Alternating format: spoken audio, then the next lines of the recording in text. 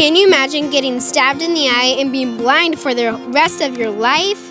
Well, that's what happened to Louis Simon Braille.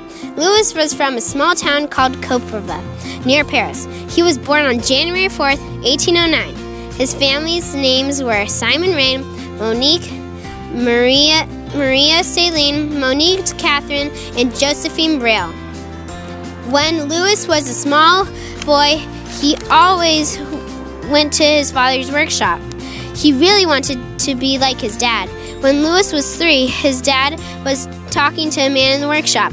Before he left Louis to go talk to the customer, he told Louis not to play with the tools. Louis could not resist the temptation and played with the implements. Suddenly he slipped, and the tool plunged into his eye. His father heard his cry and took him to the doctor. The doctor stopped the bleeding and put him in a dark room for his eye to heal.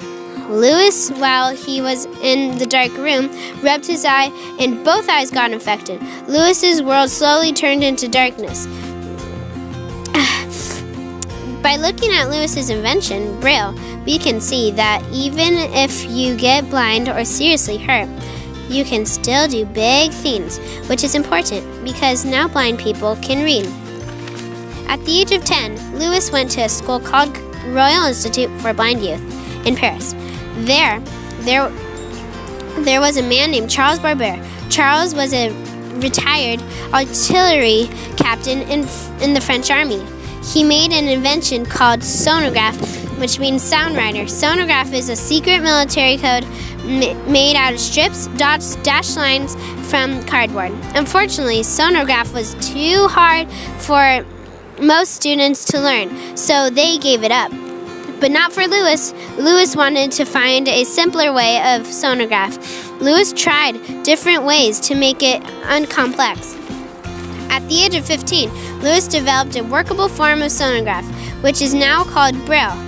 Braille is a sheet of paper with raised dots on one side and holes on the other.